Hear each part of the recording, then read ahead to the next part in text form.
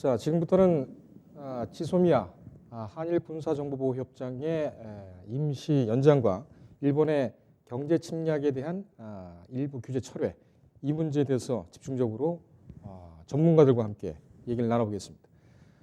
우선 일본이 우리나라와 협의한 그런 상황, 시간도 발표 시간도 그렇고 또 우리가 미국의 압박에 굴복해서 지소미아를 연결을 했다. 연장을 했다.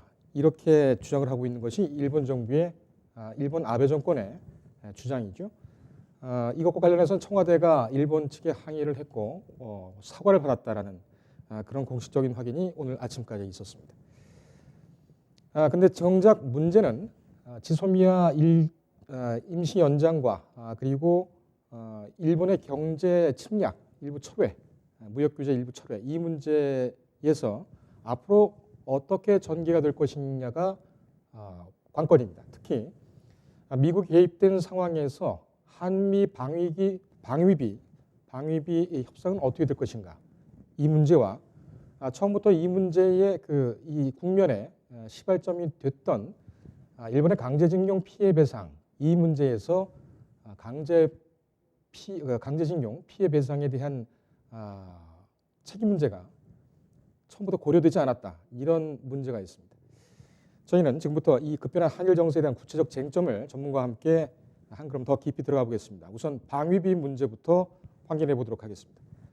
문근식 한국국방안보포럼 국장 준비하고 있습니다. 국장님 안녕하십니까? 네, 안녕하세요. 잘 들리십니까? 예. 제가 야유에 나와 있어가지고요. 예, 감사합니다. 잘 들리고 있고요. 네, 예. 좀 희미하게 들리는데 제 얘기는 잘 들리십니까? 예, 국장님 얘기는 네. 잘 들리고 있습니다. 네, 알았습니다. 예. 지금 방위비 압박 수위가 당장 높아질 것이다. 이렇게 얘기를 하는 그런 전문가들이 많습니다. 그런 또 전망도 나름 설득력을 갖고 있고요. 국장님께서는 어떻게 보십니까?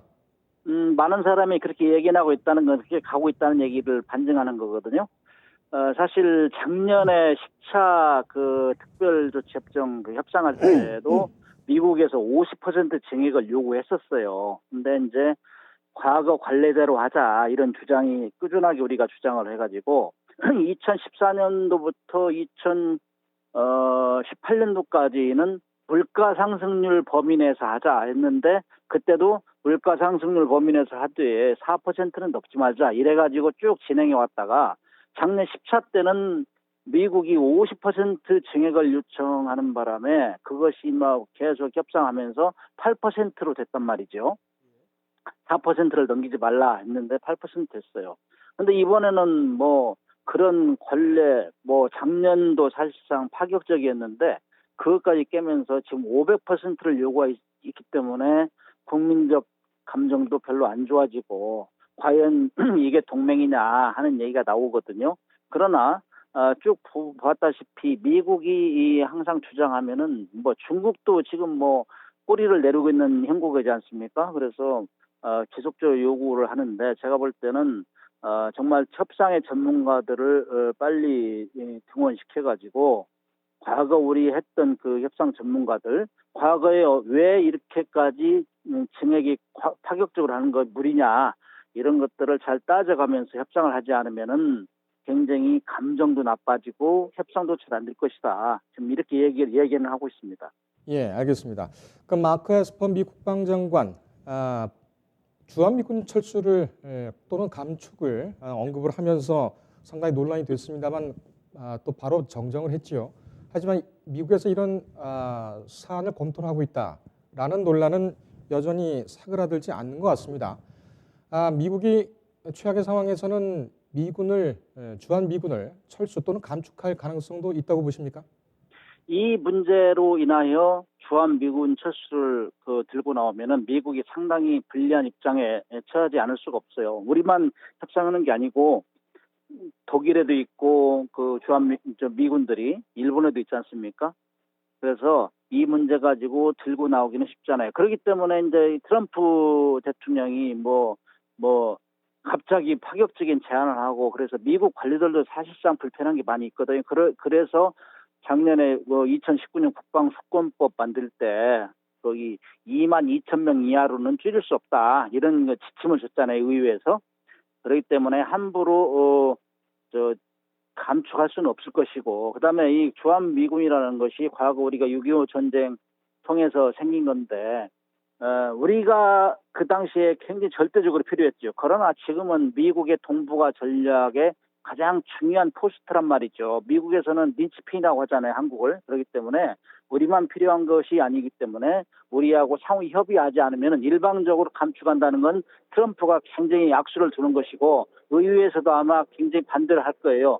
그렇기 때문에 그것이 하나의 그 방위비 협상하는데 지렛대로 작용은 할 수 있어도 노골적으로 그런 얘기는 하기는 쉽지 않을 것이다. 저는 이렇게 보고 있습니다. 예, 그렇다면 전면적인 철수나 감면은 뭐 어렵다고 하더라도 지금 주한미군이 한국에 주둔한 지가 상당히 오래됐습니다. 60년 정도가 되어가고 넘어가고 있는데 일부 축소나 감소도 없을 것으로 보십니까?